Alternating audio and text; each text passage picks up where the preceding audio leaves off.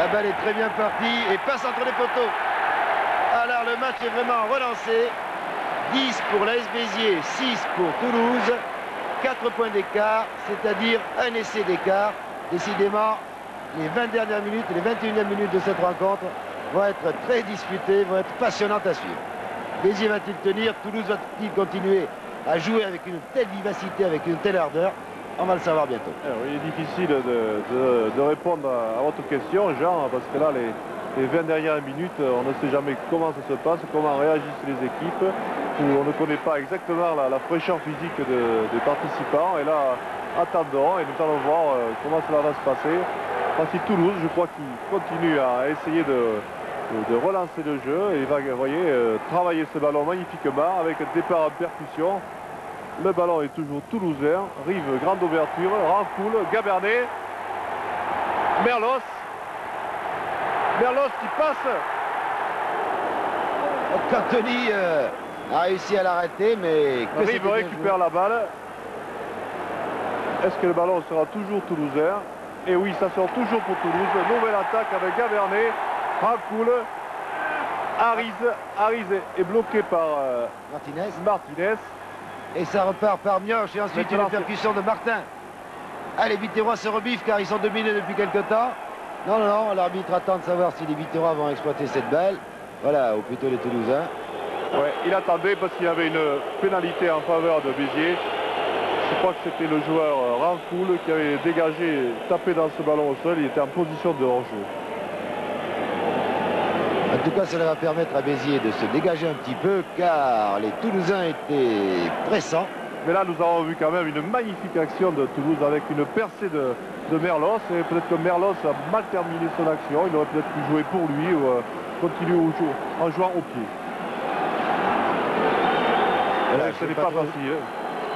Ce que Martin dit à l'arbitre en ce moment. En tout cas, c'est Cantoni qui va trouver une touche.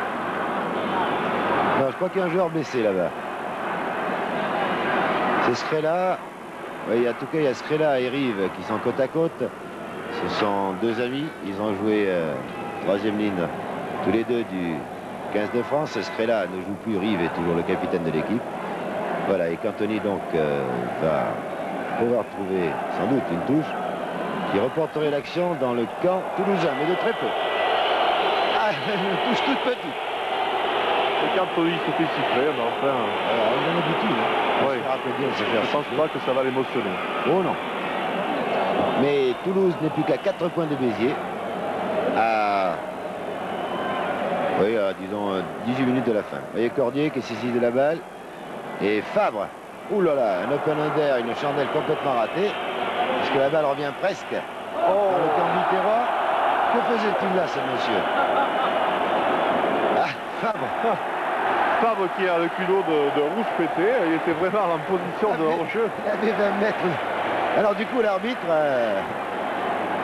donne le coup de pied de pénalité. 10 mètres plus loin. Au départ, 10 mètres de plus, quoi, parce qu'il a protesté. Et là, c'est Gabernet qui va tenter, vous voyez, dans des distances aussi importantes. Voilà, on nous remontre donc cette action. Regardez où est placé Fabre. Regardez, il est vrai.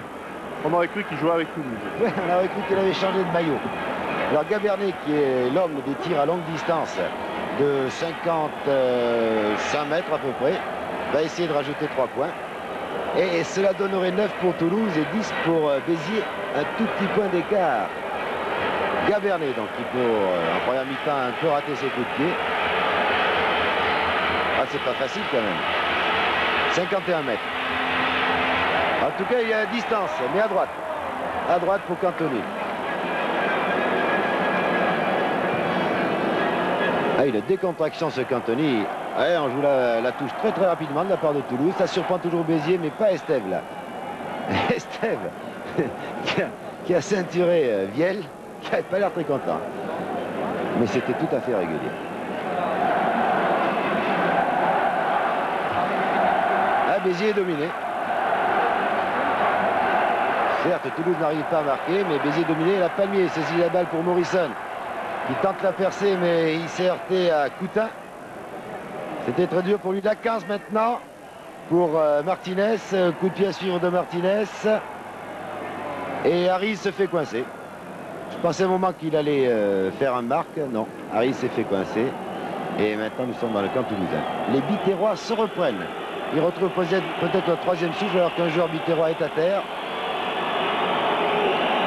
Oui, Béziers, c'est sûr, ne peut plus jouer. C'est la Canse, je pense, qui est à terre, non? On n'a plus une marge de sécurité assez large pour pouvoir temporiser le jeu. Il faut qu'ils reprennent le jeu à leur compte. Et là, pour eux, c'est... Oui, c'était la Canse qui était à terre. Oui, la Canse. Ouais, il se relève.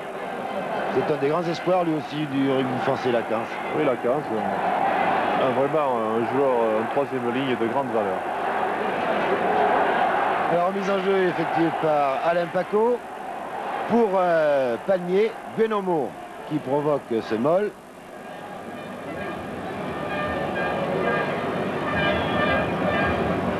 Morrison. Ouais, il tentait encore un drop bizarre. Il est curieux, ce Morrison. Et oui, la défense toulousaine toujours aussi présente, a gêné Morrison. Et Morrison n'avait plus qu'une solution, c'était de taper. Là, il a tenté un drop, mais il a été... Disons qu'il n'a pas eu de réussite dans son tentative. Un grand coup de pied de Gabernet. Anthony tranquillement regagne ses 22. De là, il peut tirer directement à touche. Et cette fois-ci, il ne rate pas la touche. Sur la ligne médiane, exactement.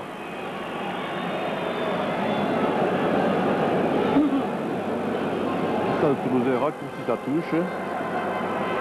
Avec Santos, Viel et Jean-Claude Strella dans l'alignement.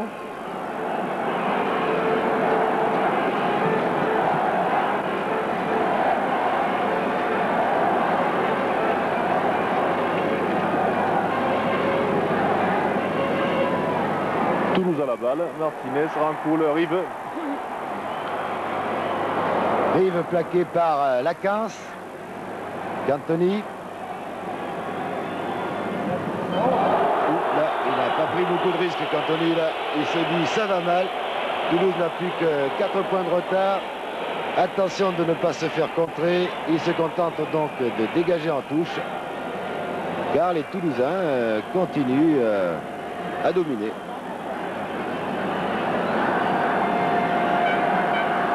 En fond de touche pour Strella, c'est Cordier finalement qui a eu la balle et qui l'a donné tout de suite à Palmier.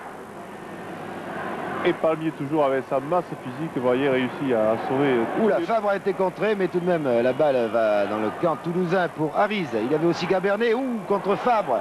Donc ils commettent des fautes en avant, mais l'arbitre va laisser jouer car il y a 4 Biterrois contre 2 joueurs toulousains. Il va voir si la faute a été profitable aux Biterrois, je pense, l'arbitre. Toulouse s'est bien regroupé assez vite, vous voyez. Ils ont vite venus se replacer pour soutenir Novès qui était en difficulté. Et l'introduction sera favorable à Toulouse. À Toulouse, oui. Et la Novès était face à 3 Biterrois. En faveur de Toulouse. Je n'est pas sûr qu'elle soit favorable. Oui.